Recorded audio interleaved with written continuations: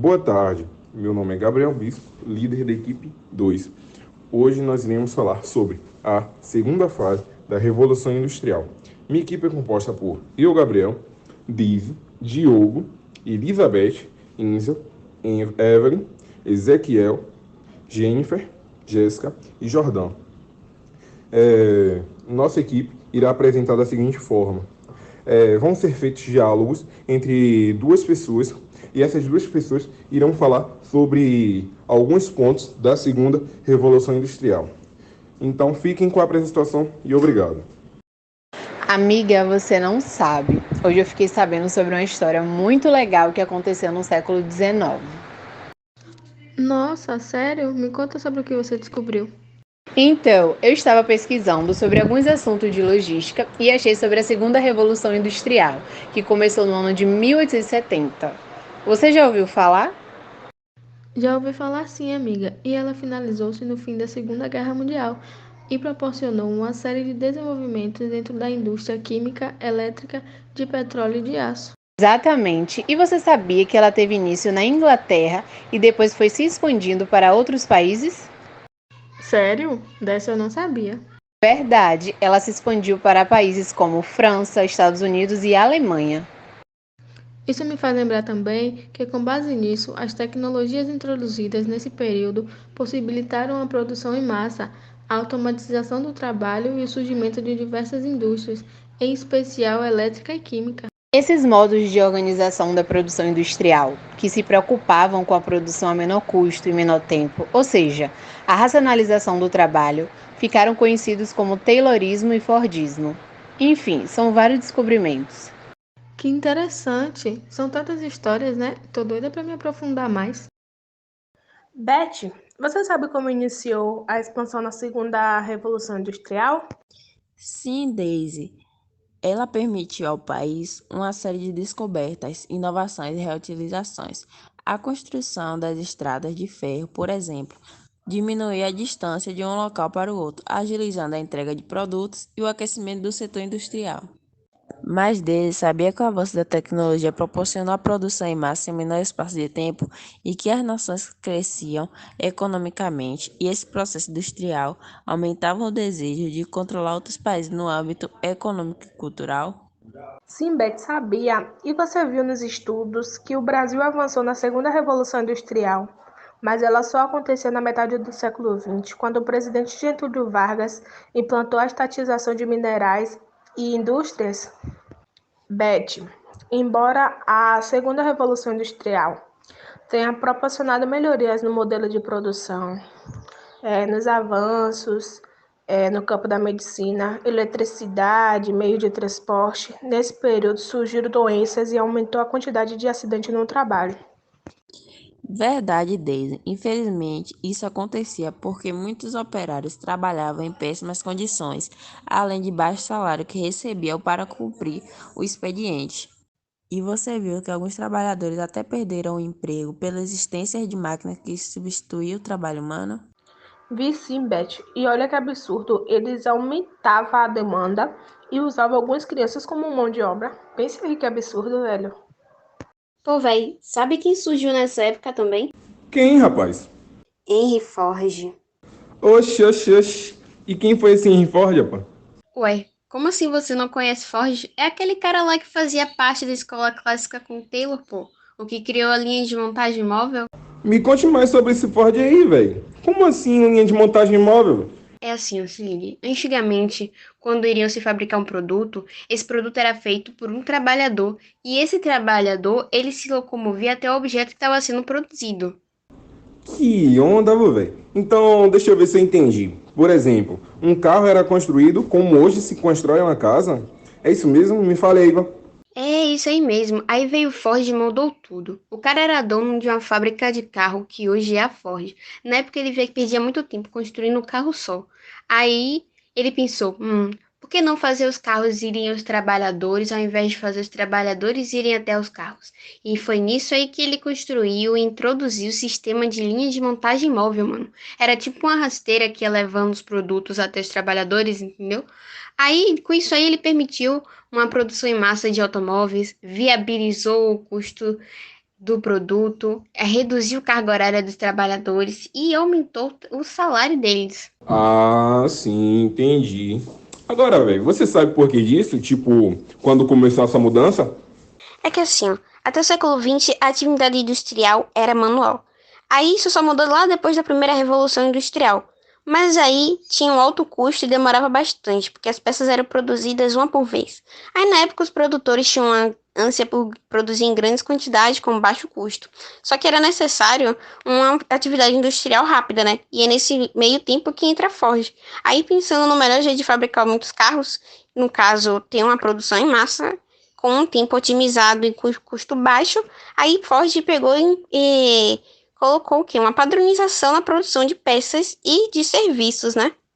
E com isso aí o cara revolucionou a forma de produzir.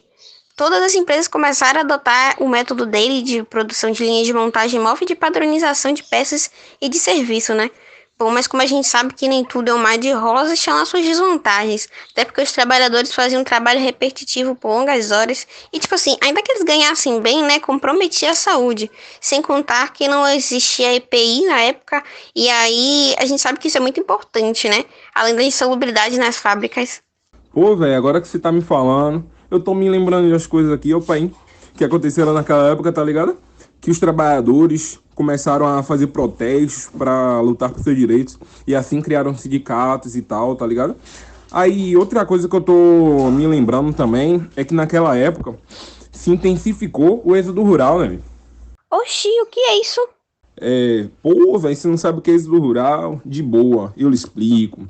Êxodo rural é quando uma grande quantidade de pessoas, tá ligado? Que moravam no campo, vão para a cidade para buscar melhores condições de vida e melhores empregos. E naquela época que Ford estava chegando, revolucionando tudo, tá ligado? Inovando.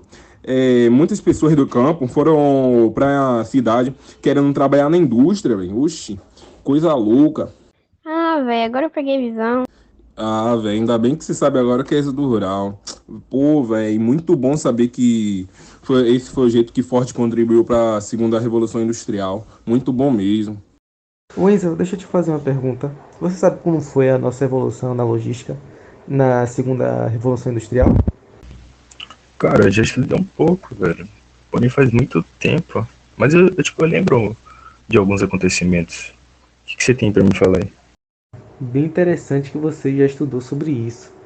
É porque justamente no meu colégio eu tô tomando esse assunto, né? E estudando sobre ele, eu acabei de aprender que a partir de 1870, a segunda revolução industrial surgiu marcada como um período em que a eletricidade e as novas invenções de fabricação que permite que fossem industrializadas linhas de montagem e que trouxeram o conceito de produção em massa. Logo após disso, a revolução industrial e a tecnologia começou a se desenvolver em um ritmo acelerado, coisa que eu não tinha ideia que nessa época era assim, entendeu? E o surgimento de novas eletricidade e petróleo, como nova forma de energia a partir do meado de 1870. E nisso iniciou a segunda revolução industrial. A utilização dessas novas energias e desenvolvimento das indústrias químicas e de aço resultou na evolução e a criação de novos inventos como automóveis, telefones e rádios. Agora, uma coisa que, estudando mais a fundo, eu percebi que já aqui no Brasil, o crescimento das atividades da cafeína e do aumento das exportações de café se tornaria o principal produto da pauta do comércio exterior brasileira, especialmente no fim do ano, com o avanço sobre a assunção e a ocupação em princípios. Realmente, mano. Ainda houve vários inventos ao longo da segunda revolução industrial. Tipo, porque foi o período de avanço das inovações técnicas e produtivas no setor industrial que teve lugar entre a segunda metade do século XIX, como você mesmo já tinha citado ali no começo, e a partir de 1850 aproximadamente, e o início do século XX. Era utilizado da energia elétrica e dos petróleos como fonte de energia, sendo o aço uma das principais matérias-primas. A partir de então, teve o aprimoramento de uma série de setores industriais e o surgimento de novas indústrias, o que refletiu de forma direta no sistema econômico, no ordenamento territorial e na vida cotidiana de cada pessoa daquela época, cara. E aí foram implantados novos processos de fabricação de aço, permitindo tipo, sua utilização na construção de pontes, máquinas, edifícios, trilhos, ferramentas e várias outras coisas. Tipo, a invenção da lâmpada incandescente, por exemplo, é algo que foi criado naquela época e a gente utiliza até hoje. Logo depois começou o surgimento, tipo, de avanço do transporte como ferrovias, tipo, logo em seguida veio os automóveis e os aviões, tipo, implementou também, tipo, na invenção dos meios da comunicação, tipo, de telegrafo, telefone, televisão, e até mesmo o cinema. O avanço químico também não ficou para trás, tipo, com a descoberta de novas substâncias, teve um múltiplo aproveitamento do petróleo e seus derivados como fonte de energia, como eu já tinha citado no começo também. Também usado para lubrificar as coisas, como lubrificante.